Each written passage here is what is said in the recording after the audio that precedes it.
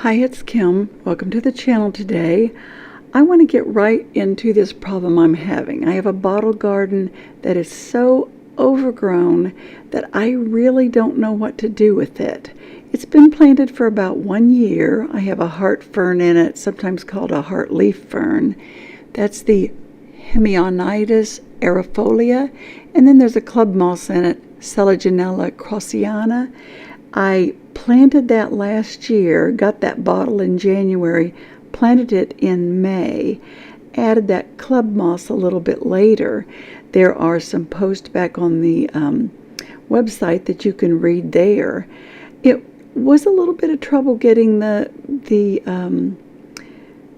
tweezers and things down in there, getting it planted, but it really turned out well and I really liked it. However, it's liked its environment so well, now it's way overgrown.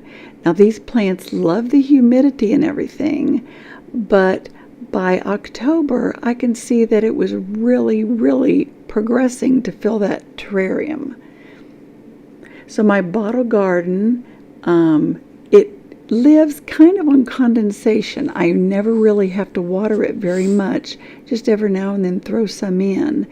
It sets in morning sun and gets a decent amount of bright sunlight, like 7 o'clock in the morning sunlight, 8 o'clock, and then it's shaded a little bit after that. But the condensation you can see forming on the outside. In some parts it'll look like a mist in the early morning against the sides of the glass container, and then you may see droplets forming and things like that, but by the time the day has passed and it's later in the day, you don't see that mist any longer. But this May, I really am not sure what I should do with it. The plant still looks real good down in there. It's real full, really nicely growing. Everything looks healthy. I don't know if you can see this in the close-ups, but the little dark stems of that heartleaf fern have the small hairs on it, look very healthy. I've never ever noticed any gnats or anything in this at all. So I don't know if they're just not attracted to it or they won't go into the glass jar. Who knows? But I'm so glad there are no gnats in there, because that would be a problem. But everything looks really nice. It's just getting so crowded that Selaginella is sort of, it's not really a fern. It's called club moss, but it looks like little fern tendrils. I love the way it looks, but they are just growing so much in there. The best time that I can film this is in the early morning, and filming a terrarium is kind of hard because you get the glare from lights. If I provide a light, it gets a glare, and then sometimes you can see your own reflection, which that gets kind of weird sometimes.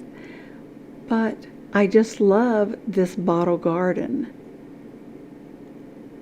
You can see those little droplets forming. As I said, I rarely do have to water it.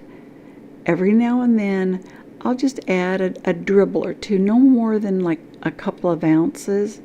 But they're so easy to grow, and I love it.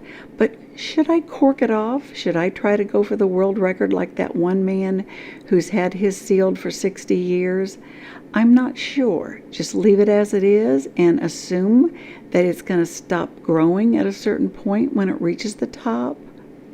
I'm not sure, but I'd sure like, if you've had any experience with this type of a garden, I want to know what to do with it. I thought I could put a little cork or rubber ball in it, just seal it over with a rubber band and some cling wrap of some kind temporarily, and then take it off if I change my mind. But let me know what I should do.